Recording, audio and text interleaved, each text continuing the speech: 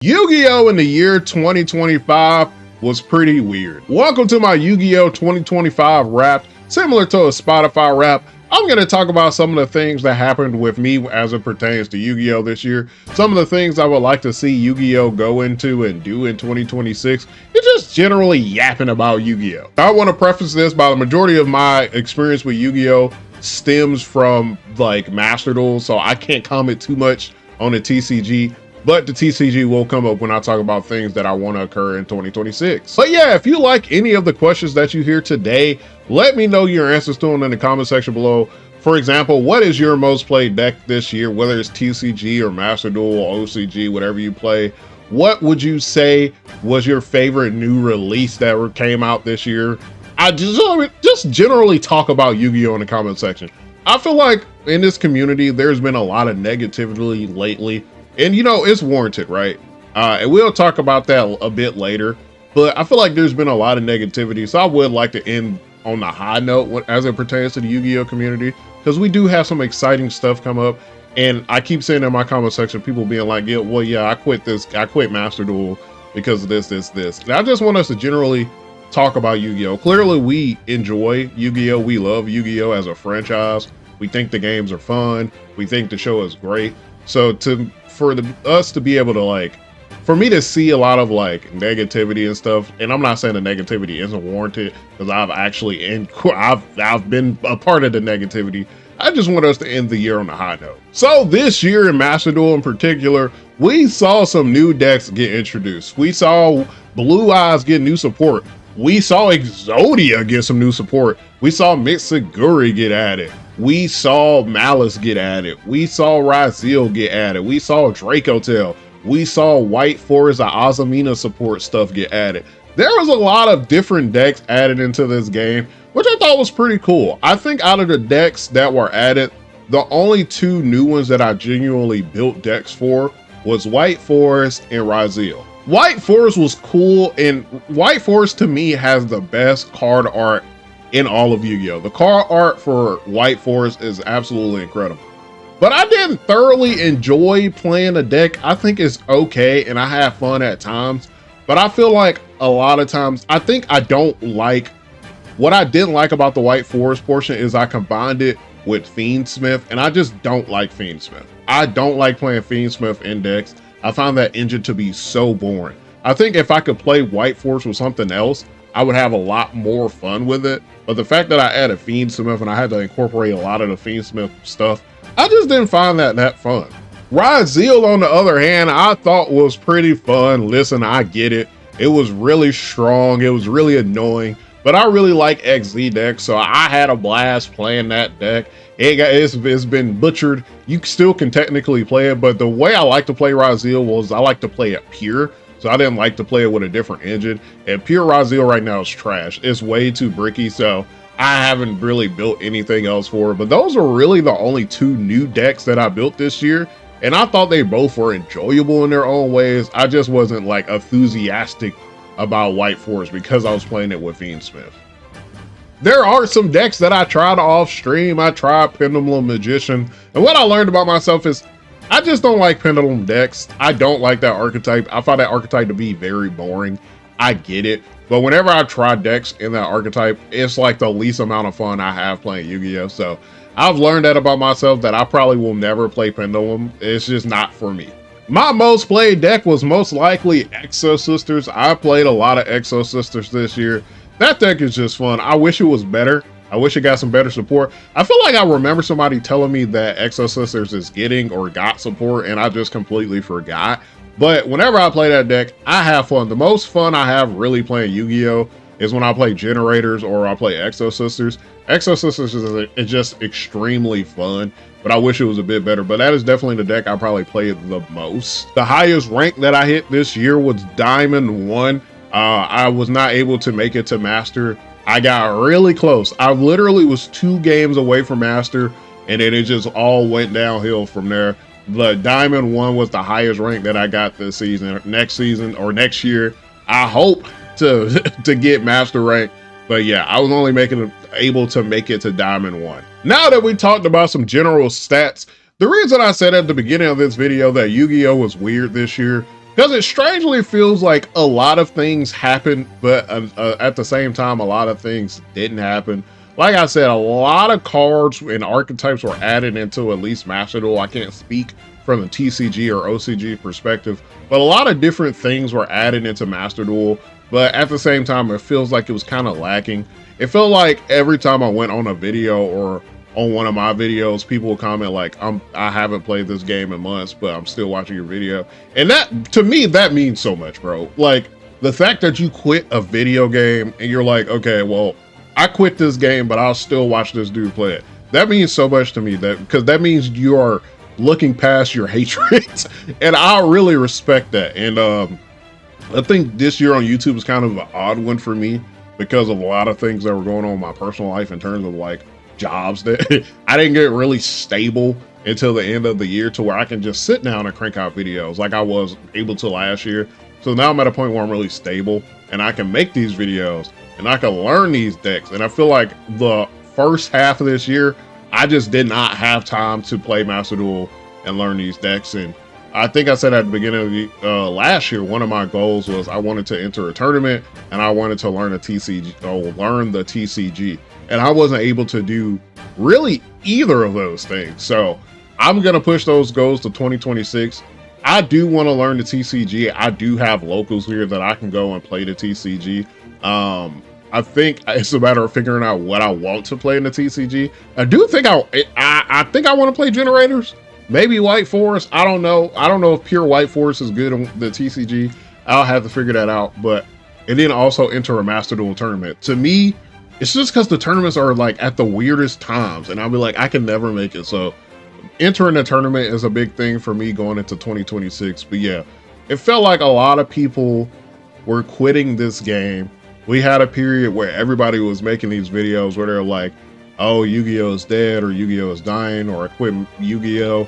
And it's understandable from their perspective because there was a lot of things that were happening in the space that weren't positive. And I know a lot of people just push it towards just Maxi being annoying. And I here's the thing. I get the Maxi hate and I understand the frustration with Maxi, but I think it's a overall bigger issue when it comes to Yu-Gi-Oh. And it feels like the content additions aren't really there in terms of Master Duel. Like Master Duel has been out for 3 years and we still can't play different formats, which I feel like should be an easy add. Like to me, casual mode and Master Duel is pretty useless, right? Because whenever you go on casual, it's simply people who are testing decks that they want to use in ranked, right? So they're testing these meta decks. And if you're going in with the mindset is I'm going to have a casual duel with my little whatever deck, you won't get that experience because that's not what casual mode is turned into. It's turned into a pseudo practice mode for like sweaty decks. And I feel like the quickest way to kind of make casual mode useful is to add the addition to play different formats and match up with people who are also looking for those additional formats. Right there, you really like make that useful. You make a lot of people come back to the game because they can just go and they can match up with people who are playing the same format as them. And I don't think that should be something hard to implement because you already have a system to limit and ban cards. All you have to do is go in and you do events like this. So all you have to go in and have and add an option to select the format. I think that does a lot for the casual mode in general. And I think Konami just has to do a better job in 2026 of listening to the fan base because the fan base in Yu-Gi-Oh is very, very loud. Like I can't go anywhere on any part of the internet without seeing them yelling about something. So they're very loud. So if I'm always seeing it, I'm sure Konami is seeing it too. So hopefully going into 2026, they take a lot of the feedback that they got in 2025. Because to me, if Master Duel in particular has a similar year in 2025 and 2026, like if it has the same year, it's going to be a tough time for Konami they're going to lose a lot of players. It just is what it is. They're going to lose a lot of players because I don't think this game has had a drastic enough, like when you think about different years and different seasons of a video game, usually something drastic happened, right? If you're playing a first person shooter, you know, you get new maps, you get new characters, right? You get new game modes. Think about like something like Marvel Rivals. Marvel Rivals got like a billion characters now. There's different maps, there's different costumes, there's all this different stuff that they've added over time to where if you're playing the current season, it feels nothing like season 0. And Master Duel is a game that's evolving, right? It should be evolving every year. And it feels like it hasn't really evolved. So hopefully Konami takes that jump in 2026 and we see some brand new stuff added. Now with all my negativity out the way, like I said, I did touch on that I want to play the TCG next year and I want to enter the tournament. I think I generally just want to play more decks. I feel like I've been playing the same rotation of decks for like the last like year or two or something like that. So I want a brand new rotation of decks. You know, if you got some recommendations, let me know in the comment section. No pendulums though. Another thing that I did this year was I watched Yu-Gi-Oh! GX for the first time. I had seen pieces and bits of Yu-Gi-Oh! GX when I was growing up. When I was growing up, I grew up, this is old man. When I was growing up, the original Yu-Gi-Oh! Had just started airing. So I was around for the original Yu-Gi Duel Monsters airing, right? So I watched that every week while it was airing here in the US. So I was around when GX debuted and I watched some of GX, but I was a lot younger. I really don't remember any of it. So I was like, you know what? I'm gonna watch GX this year. GX Slick might be better than Duel Monsters. I get it. Duel Monsters is very iconic. A lot of the characters that you think about Yu-Gi-Oh! When you think about Yu-Gi-Oh! You really think about monsters and characters from the original Duel Monsters. But Yu-Gi-Oh! GX is funny, bro. There was stuff happening in that show that literally just made no sense. They were dueling monkeys. There was so much happening. It felt like I was in a fever dream, but it was entertaining. The characters were entertaining, and it just felt like it had a lot of personality. And that's not to say the original didn't have personality, but it kind of had a tone where it was like Joey was really your biggest personality in the original. Kaiba, as funny as he is, it's not like he's intending to be funny. He's just saying things that are meant to be serious that just happen to be funny. Like he's been very snooty, rich boy. But GX had me laughing around. I was watching that and I was just cracking up. So I did end up watching GX this year. I think next year I'm gonna watch what's after GX? Is it 5Ds? Is 5Ds after GX? What's the one with I think it's 5Ds, right? Yeah, so it was 5Ds. 5Ds is the anime after GX. So going into 2026, I will likely watch 5Ds. So I was gonna make videos talking about my GX experience, but I was like, nobody want to hear about that. Maybe if people care enough, I'll do it for 5Ds where I just talk about some of the episodes after I'll like watch them in bulk. I'm not gonna do it for every episode.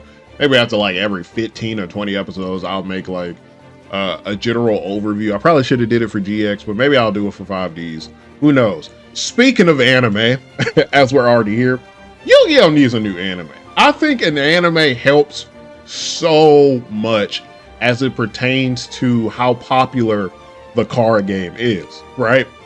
When you have an anime and these kids are watching the anime, they're watching the cartoon, whatever you want to call it, and they're watching it, that makes them want to play Yu-Gi-Oh! You see with Pokemon, there's never a period where Pokemon don't got a show because they know that people are watching Pokemon. They're taking that and they're like, okay, well, I want to play the card game. And like, bruh, or they want to play the Pokemon games. Yu-Gi-Oh! Needs an anime consistently alongside their products. It helps them so much. And I think the last anime maybe was like something to do with Rush Duel or something like that. Or maybe that's airing right now in Japan, but we don't have that over here. I don't think so. Feel free to correct me if I'm wrong, but I feel like there isn't currently a running anime for Yu-Gi-Oh! In the US that's here at least. So I feel like they really in 2026 need to announce at least something anime related for Yu-Gi-Oh! It just feels like it will make the game a lot more popular, and I think we just want to see something new from Yu-Gi-Oh! In terms of like a series. I can't even tell you the last Yu-Gi-Oh! Series that came out as I just watched GX, but I know a lot of people really want a new Yu-Gi-Oh! Anime. Still in this media section, we also didn't get an announcement for a brand new Yu-Gi-Oh! Game. This year, I believe we got that collection, which has some of the older Yu-Gi-Oh! Games, but we didn't get an announcement at Jump Fiesta for a brand new Yu-Gi-Oh! Game, which I thought was interesting. I thought for sure we would see something, but yeah, maybe a new solo Yu-Gi-Oh game to release in 2020. Probably not release in 2026, but get announced for 2026 would be interesting. At Jump Fiesta, also, they announced full art Yu-Gi-Oh cards, which I think are a great idea. I have a separate video talking about those. I think that was long overdue as it pertains to Yu-Gi-Oh. I really hope, oh my god, I really hope it doesn't bring scalpers over to Yu-Gi-Oh. I collect a variety of TCG cards. So I collect Pokemon, and I was collecting One Piece. Emphasis on was, because what has happened is the scalpers started at Pokemon. The Pokemon company has started to produce more Pokemon cards to the point where it's like they're slowly starting to push scalpers out because they're making more product finally. I think the latest set is probably the turnaround as it pertains to Pokemon, because the cards aren't really that expensive, which is good for people like me who just want to like get the cards. But now what has happened is scalpers are like, they're losing their sight in the value of Pokemon, and they're moving on to One Piece. And now I can't get any One Piece cards because the latest box of One Piece cards is like $400 for some reason. So I'm hoping that doesn't happen to Yu-Gi-Oh. I'm hoping they don't see these full art cards and make it impossible for people who play Dark Magician, who play these cards, and make it impossible for us to actually get them. So I hope that doesn't happen. But the full art cards do look great. So that was a great job by Konami announcing those. I just thought they would announce a bit more as it pertains to their game. I know the OCG, they announced like that ban list with Maxi and stuff, but I would like to see more from the TCG. Like, just more from the media side, another anime, another game, just more. It just felt like their big thing was like, look, the TCG has full art cards, and that was kind of it. And my last question of the day is, what do you want to see get more support? For me, I would like to see some new God card support, because the God cards really outside of Raw aren't that good. Obviously, as I would bias, so I would like to see some Exo Sister support, but let me know which deck you would like to see get some new support in 2026. That's basically all I have to say about Yu-Gi-Oh 2025. It was a weird year where it feels like things were added, but it doesn't feel like we progressed that far. And I would love us to get back to a point where everybody's excited about Yu-Gi-Oh, everybody's yapping about Yu-Gi-Oh, and it just feels like we aren't there yet. So let me know in the comment section below your answers to some of the stuff that I talked about in this video. Let me know how was 2025 in terms of Yu-Gi-Oh for you. Did you stop playing the game? Did you play the game more? Did you pick up some new decks? Did you start playing the TCG? Did you watch the anime? Let me know in the comment section below, and happy dueling, everybody.